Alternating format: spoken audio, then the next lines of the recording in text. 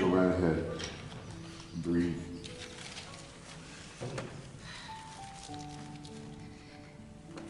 Friday morning, I went to get a notebook so I could jot down some thoughts and organize my thinking. I knew I wanted to honor my mom's memory by explaining what she meant to me and our family. But I'm not good at speeches, and I'm overly emotional, and I'm highly nostalgic, and I divert into 10 different topics before I make my original point. Just like Mom. Basically, I am my mother's daughter. And how was I ever going to be able to do this? And I was scared my words wouldn't convey the message of how special my mother was. But none of this really mattered because nothing was going to stop me from trying. And luckily, I knew most everyone in this room would already know how special she was anyway. But here I was, grabbing a notebook, and inevitably, a notebook my mom had given me. Inevitably. Why? Because over the years, my mom has given me 100, if not more, notebooks. And if you think I'm exaggerating, you are wrong. My mom was always giving me things. I never saw her without getting a small collection of very random things.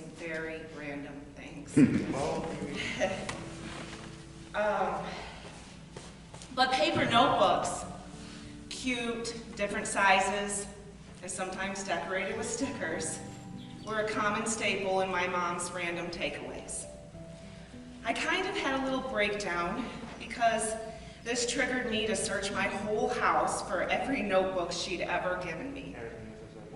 And I got very emotional learning how few I had left. I hadn't gotten a notebook from my mom in a while, and I was like, Mom, I need more notebooks.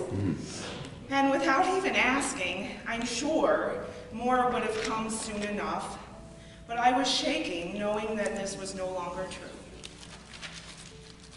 But the very funny thing was, because while life never ceases to be tragic, it never ceases to be funny either, was that at one time I had so many of these notebooks, I thought I would never use them all. Or at least never be without a way to jot something down until I was old and gray. But, to my surprise, my supply had actually dwindled, and I had used most of them. And why did my mom always give me notebooks? Well, because in her world, why wouldn't she? Why wouldn't she give them to me? Why wouldn't I need them? My mom kept the graphic notebook, colored pen, and sticker companies in business. And at this point, I'm a little worried they might just go under. She had infinite notebooks with journalized moments, decorated moments, documented thoughts. She had journaling stations in all of her rooms, full-on, fully equipped journaling stations. Because my mom didn't just document special holidays and events like so many of us. She found reason to remember in every moment of life. She celebrated a day we ate ice cream bars on the back porch. She celebrated when somebody brought her Burger King. She celebrated and recorded every little thing Harvey did at her house. And I needed that. I didn't know it, but I needed it. She took very good care of my son. She stayed with me the first 4 days of his life, and like the amount of notebooks, I didn't think I needed all of this. But I was foolish, because even in those first 4 days, I was eternally grateful she was there. But what I wanted to leave with you is that my mom found joy and pain in the smallest moments others tend to forget.